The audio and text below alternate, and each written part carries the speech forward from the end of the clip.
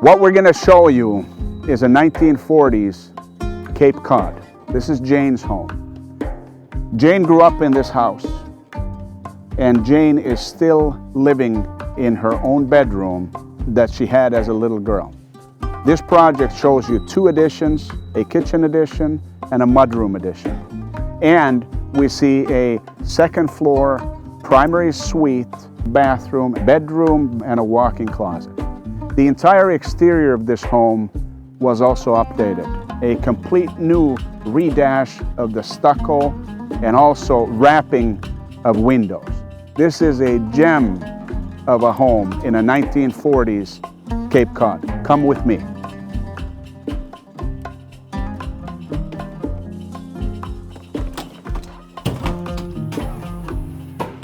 We'll start here on the first floor.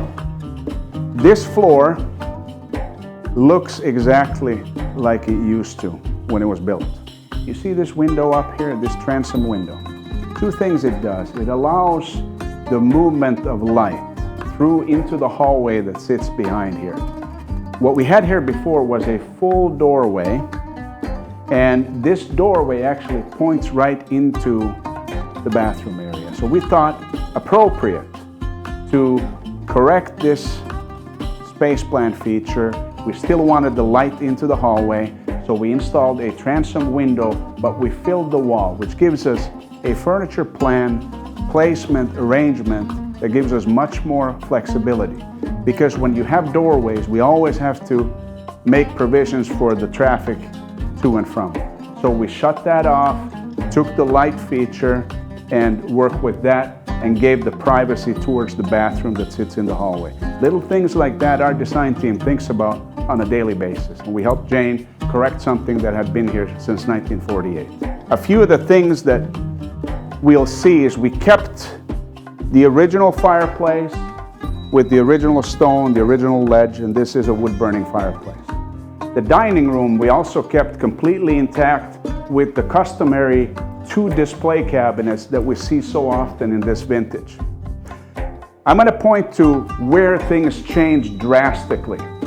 From a space plan, architecturally, we added an addition to the kitchen, and we added a mudroom to the kitchen. So this view, the connection between kitchen and dining room, is one of the fundamental differences, how we impacted this home.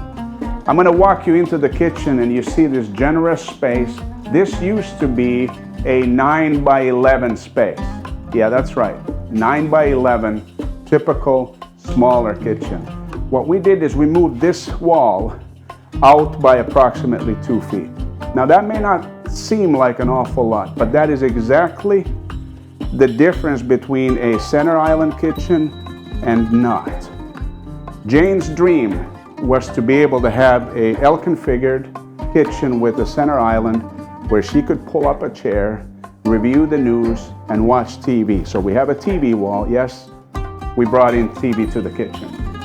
This cabinetry that you see here is all countryside cabinets, quartz countertops, extremely well thought through by Jamie, our lead designer. Every single detail, like light fixtures, sink, faucet, are there to represent this vintage. I'm going to take you into the mudroom. So this mudroom was a 7 by 10 addition. As you know, in 1940s Cape Cod homes, there were no mudrooms. So this was another fundamental change to the space plan. This mudroom has ample storage, something that we don't see in this vintage. We have broom closet. We also have a bench area. In terms of aging in place features, we want to make sure accessibility, mobility, visitability, and function, ease of function. I want to point to one thing here because this is important and was very important to Jane. We measured the top of this bench to be able to house all of her specific boots that she uses in the yard. So nice area. We added windows to be able to have natural light flow in both directions and not make this into a very dark area. I'm going to walk you back to the kitchen and give you a little bit better idea. This door is one of the original doors of the home. And this speaks to our carpenters, our design team. We used this existing door as a barn door. So it is a sliding barn door that will move over the wall section. This is one way how we kept some of the original elements of the home and stayed true to a 1940s Cape. As you see, the clearance around the island and the ability to see too by the island gives Jane and her friends the ability to sit there, enjoy a glass of wine, and have conversations while the cooking is happening. I'm going to point to a few details that are really important. Like for instance, this window design that we have. It is very important that the profile, the size, the scale of the window details are appropriate to the time era. So here's what we did. We worked with Marvin, and Marvin has a double hung window that looks and feels exactly like the original windows back in the 40s. This pottery is something that Jane really loved, and out of the gate we knew we had to find a place for them. So we did. Another detail that I want to point to is that this kitchen did not have a red oak floor, but we installed it and then we tied it together with the existing oak floor. And that's what we do a lot of times in this vintage. The oak floor that's there is typically in fairly good condition, very good old growth quality. And we then add new oak floor, feather it in, and refinish everything together. Under the sink, a very specific detail that might not be noticed is that if you see, the door fronts are actually a metal mesh. And the metal mesh and the design of this mimics the 1920s, 30s design. This gives us an open air sink cabinet because as we know, we keep some detergents and things like that, dishwash soap and cleaning supplies perhaps under the sink. So this helps keep the health of the cabinet, airflow, and it works perfect. Plus it looks the part. A couple words about the island. You see that this island has a more generous overhang on this side and a less generous overhang on this side with actually end cabinet doors. Now, in this small of a space, sometimes a square island is going to feel a little bit clumsy. That's why we rounded the top here, which means that we have a little bit better clearance and movement around the island. I want you to see what we had here before. And if I can have you think about a 2'6" doorway right in this very location. That was the connection between the dining and the kitchen. Remember, in the 1940s, the kitchen was a utilitarian space. It was something where work happened, and from the kitchen, we carried out the food. But the kitchen was not something that we had as a living space that we have today. Small 2'6" opening is now a very generous arched opening where this arch, ladies and gentlemen, is exactly replicating the exact radius of the other arches of the home. A couple of key features of Jane's home. We're standing in the mudroom, but outside of this mudroom, what we did is we built a covered porch area, a deck area that overlooks Jane's garden. Come on with me. In today's world, outdoor living and outdoor living rooms are very important.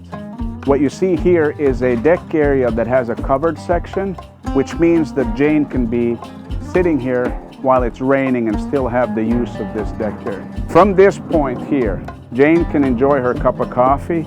We have southern exposure, and she can watch her plants grow, read her book, and enjoy the house in a way that she was not able to do when she was a little girl. So we made these 1940s Cape do things that it wasn't meant to do before.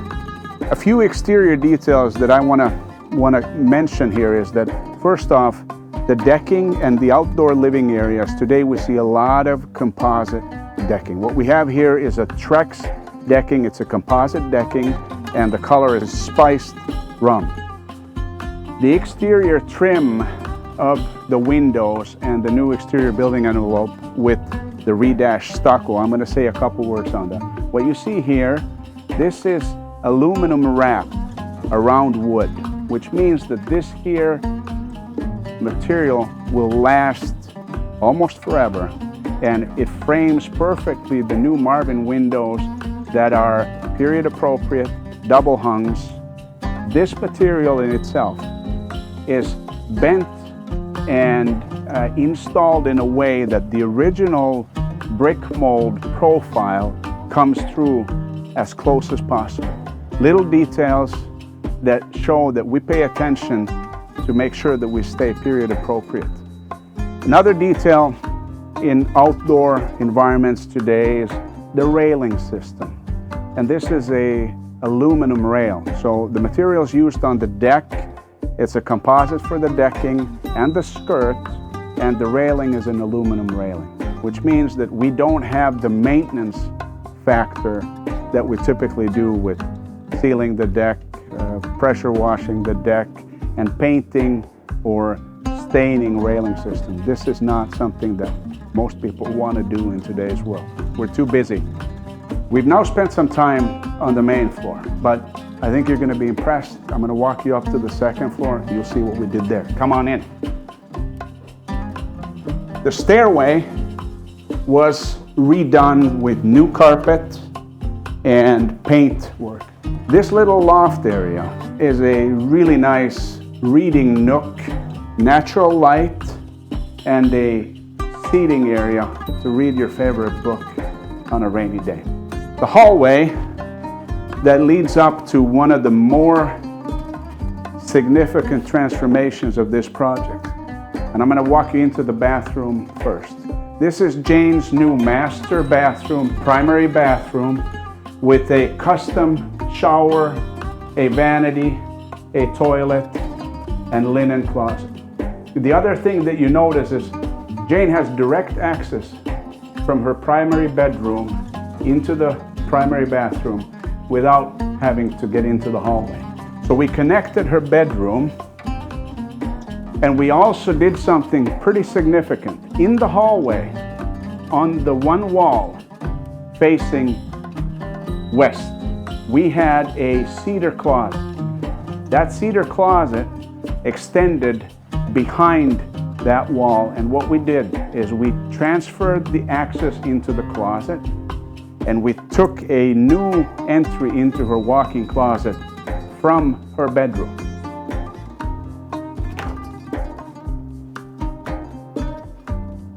And I will show you. This now houses Jane's clothing. Perfectly organized, everything has its place, every place has its thing, and the hallway now is free from any doorways leading into the closet. Another detail about this closet is on the opposite side of this wall, there is another bedroom, and we strategically took out some 3 feet from the other bedroom and pushed this walk-in closet further in. And this is how we created a primary suite that fits the standards of today in a 1940s Cape. So we're pretty happy about that, and Jane loves her new place. One of the details that I can't say enough about is this pocket door. In other words, pocket doors in general for tight spaces provides a great option for doors. In this case, it rolls right into the shower wall, and these doors, they stay open 95% of the time, so you don't have to have a swing door. In this case, with the privacy, we of course want a swing door, privacy lock, all of that to the hallway side. I want you to take a look at some of the features of this.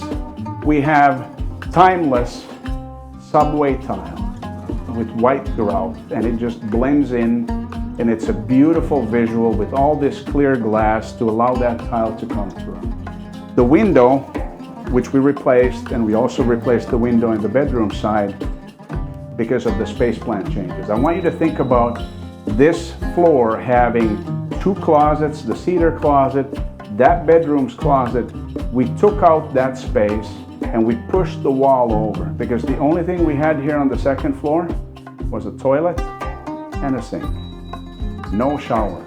So we had to reconfigure the existing floor plan. So we took the closet space in 2-3 different areas and we built a very compact, well-functioning primary bathroom, and Jane really likes it. Part of our strategy with this 1940s Cape was also to improve and increase the amount of natural light that we have coming into this master bedroom. You see these 2 windows? In our before plan, there was only 1 window on this side. And if you know Jane's yard and the garden she has out there, this is what you want to see. Generous amount of natural light that moves front to back of home. So we added a second window, so we have 2 double hungs right here. This is a Marvin window, and as you can see, the profile, the scale of the parts and pieces are period appropriate, exactly the way it looked in the 1940s. The bathroom areas are fairly identical, and they are stacking from main floor to second floor. This primary bathroom, the way we were able to create it was that there was a vestibule that walked you into a smaller hallway right here with the linen closet accessible from this side. We simply removed the hallway, removed the linen closet, and brought the bathroom space to its full maximum. And then we moved the other side of the bathroom wall over in towards the primary bedroom. That foot was a critical measurement for us to achieve a primary bathroom in this space plan. And I'm going to be very clear on this. This is what happens when we get into the older homes. The reconfiguring and repurposing of space a lot of times is the way to go, rather than just expanding the footprint. Because from an architectural and a space plan perspective, we always find ways to use the space better. So that's where we start. And kudos to our design team for solving the riddle here on the second floor. It is not in every 1940s Cape Cod home that you will see a primary suite like this. We did a good job here. Ladies and gentlemen, I want to thank you for spending some time with us here at Jane's home in Minneapolis. We're hoping that what you saw today is an example of a classic Minneapolis period home that had some amenities added to it that it didn't have out of the gate. And this is part of what we do at New Spaces, is we help you envision your home and the possibilities in a new light, where we're making sure that the things that are important to you and your family gets put into your home. Again, thank you for joining us here at New Spaces, and look forward to seeing you again.